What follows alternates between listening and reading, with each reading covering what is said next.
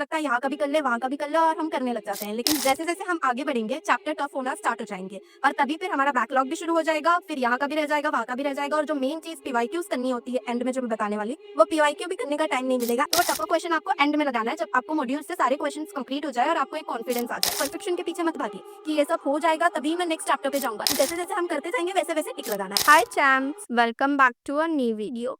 इस वीडियो में हम बात करने वाले हैं कि हमारा क्या रिसोर्स परफेक्ट होना चाहिए नीट 2026 के लिए। हम उसके बारे में बात करेंगे, best and least resources for NEET 2026। फिर क्या एनसीईआरटी इनफ है, फिर करेक्ट सीक्वेंस क्या होना चाहिए जो जो रिसोर्सेज मैं बताने वाली हूँ उसका, और क्या हमें एच.सी. वर्मा, एम.एस. चौहान या और ऑथर्स के बुक सॉल्व करना ज़रूरी है, और जो नीट 2025 में आउट ऑफ एनसीईआरटी क्वेश्चंस आए थे बायोलॉजी में उसके लिए हम क्या करें।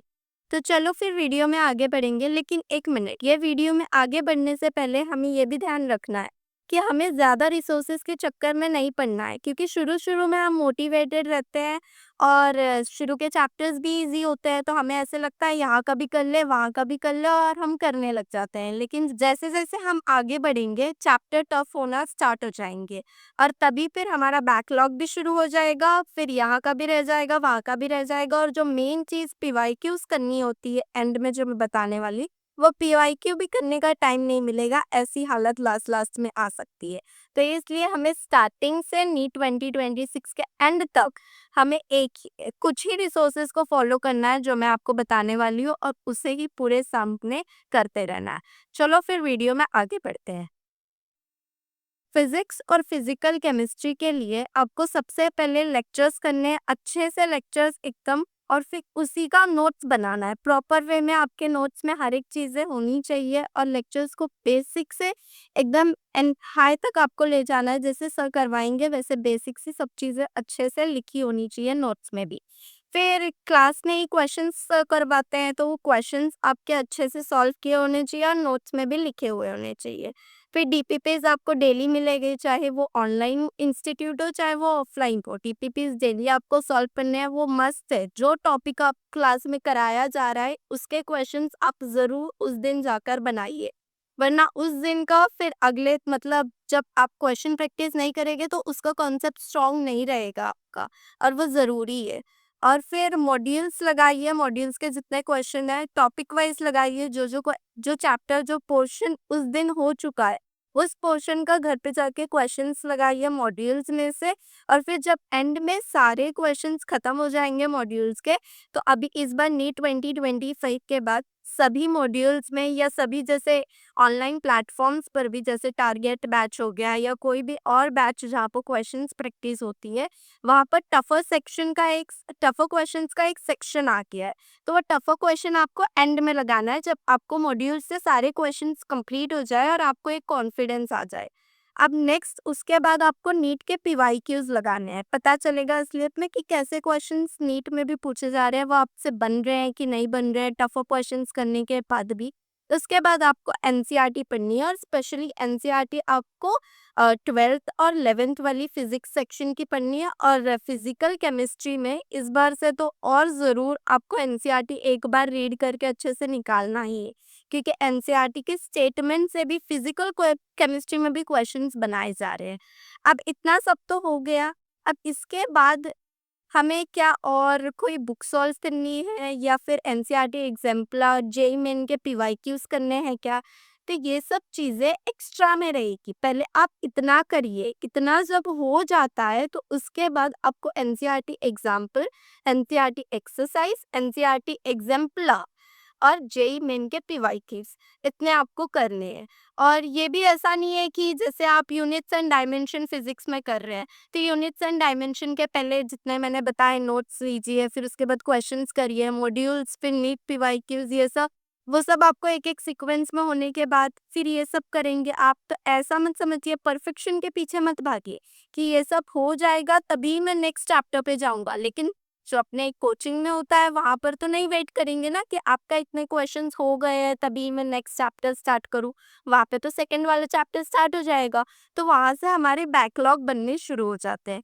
तो इसलिए हमें ये ध्यान रखना है, ये हम कैसे करेंगे? जो एक्स्ट्रा क्वेश्चंस है और जो पहले के भी क्वेश्चंस हमारे पूरे नहीं हुए रहेंगे, वो हमें गैप्स में करने हैं। जैसे आज कर लिया 10 क्वेश्चन, कल कर लिया 10 क्वेश्चन। इससे ये करने का फ़ायदा होता है कि जो गैप्स मिल जाते हैं ना, तो हमें चीज़ें, फ़ॉर्मूलाज़, कॉन्सेप्ट्स ये सब रिटेन भी रहते हैं और अपने आप एक एक्टिव रिवीजन भी हो जाता है बैक ऑफ माइंड हमारे। तो ये सब करने का फ़ायदा है। और जैसा मैं एक चेकलिस्ट आपको दिखा रही हूँ, ये मैंने बनाया था अपने टाइम पर कि आपको पहले ऐसे कॉलम्स बना लेने हैं, रोज़ बना लेना है, चैप्टर्स के नेम लिख देने हैं और फिर क्या हमने लेक्चर्स किए, क्या हमने शॉर्ट नोट्स बनाए हैं, उसके शॉर्ट नोट्स रीड किए, क्या हमने इसके मॉड्यूल से क्वेश्चन लगाए हैं, क्या हमने नीट पीवाईक्यू किया है, क्या हमने एनसीईआरटी एग्जाम्पलर किया है। तो ये सब जैसे-जैसे हम करते जाएँगे वैसे-वैसे टिक लगाना है और जो हमारे बॉक्सेस खाली रह जाएगा उनको हमें ध्यान देना है कि चलिए आज नहीं हो पाया ये, अगले अगले हफ्ते तक ट्राई करेंगे, अगले हफ्ते तक हो जाए, उससे बाद में हो जाए। और ये भी है जो यहाँ पर जो टफ क्वेश्चंस हमारे और भी रह जाएँगे, वो तो हमारे टेस्ट में भी कवर हो जाएँगे क्योंकि इस बार अब जो टेस्ट रहेगा उसके भी लेवल्स थोड़े हाई रहेंगे, वहाँ पर भी मुझे हमें अच्छे-अच्छे क्वेश्चंस मिल सकते हैं।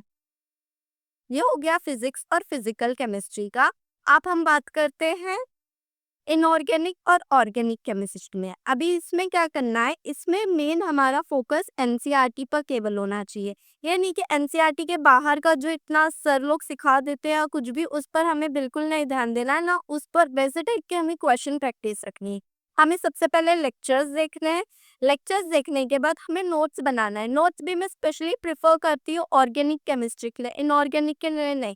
क्योंकि इनऑर्गेनिक के लिए मेन वो भी इनऑर्गेनिक के लिए भी बनाइए। इनऑर्गेनिक में जैसे पीरियोडिक टेबल वाला चैप्टर और केमिकल बॉन्डिंग हो गया और डीएनएफ ब्लॉक के लिए जो कंफ्यूजिंग है एनसीईआरटी में बहुत ज़्यादा, और कोऑर्डिनेशन कंपाउंड जहाँ से क्वेश्चंस भी बहुत ज़्यादा आते हैं और बहुत कंसेप्चुअल चैप्टर है। तो इसका आप नोट इनऑर्गेनिक में भी बनाइए और ऑर्गेनिक के लिए तो आप ज़रूर हर एक चैप्टर का बनाइए। और एनसीईआरटी हाइलाइट होनी चाहिए ऑर्गेनिक, इनऑर्गेनिक, मतलब जैसे हम बायो की एनसीईआरटी कैसे करती है उतना फ्रीक्वेंटली तो नहीं करना है हमें, लेकिन फिर भी इसमें भी एनसीईआरटी को बहुत ज़्यादा प्रेफरेंस है। उसके बाद जब हम लेक्चर्स करेंगे तो क्लास में क्वेश्चंस कराए जाएंगे, वो क्वेश्चंस करने हैं।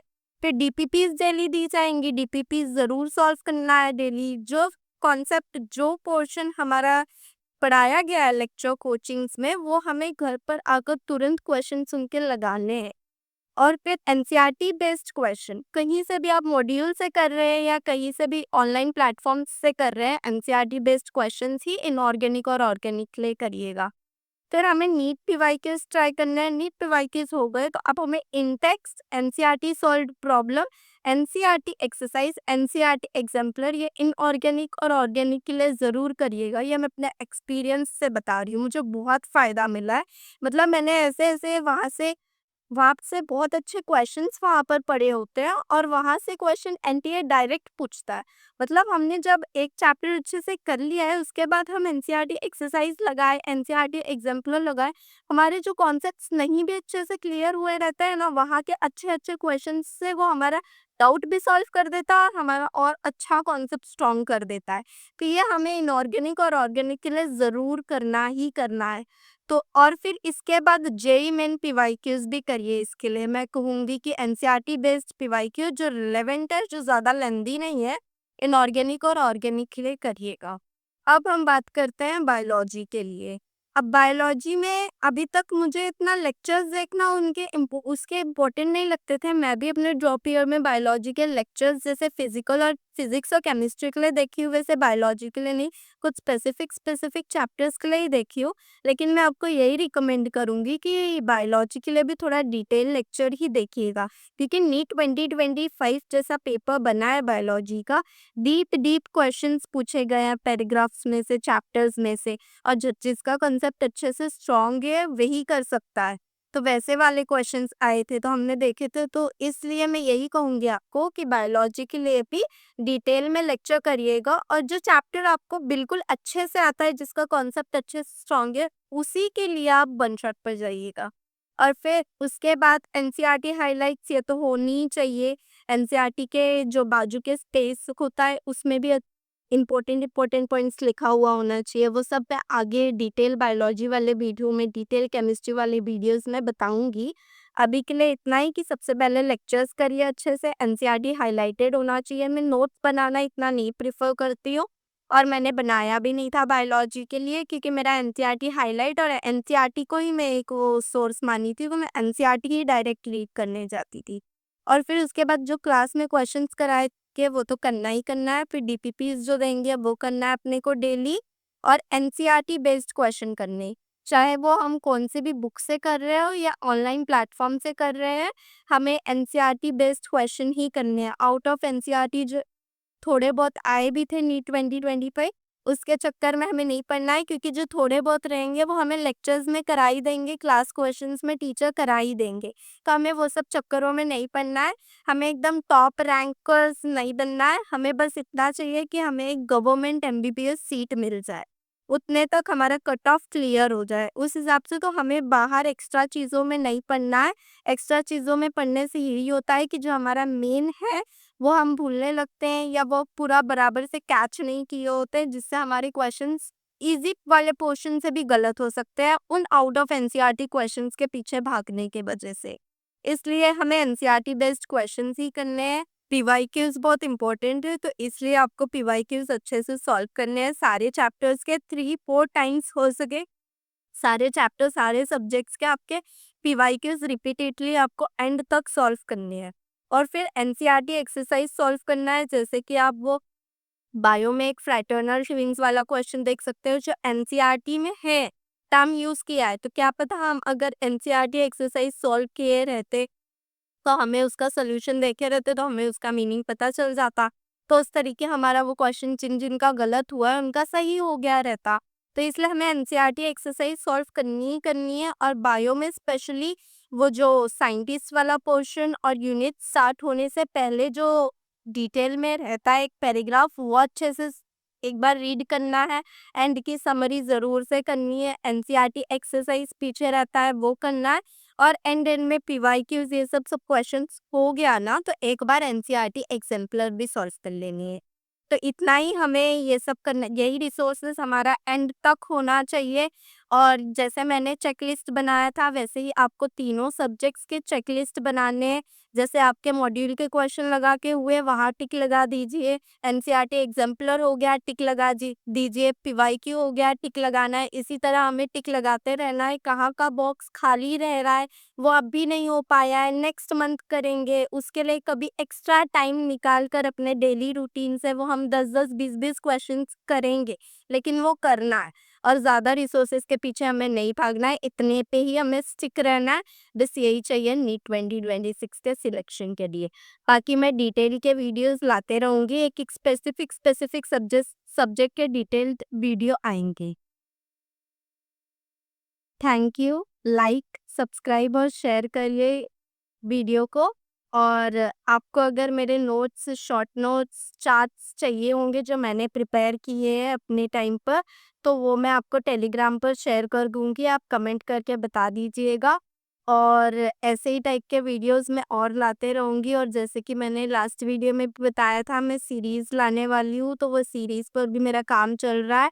मैं उसे भी जल्द से जल्द लाऊँगी, तब तक के लिए कनेक्टेड रहिएगा। Bye bye, take care.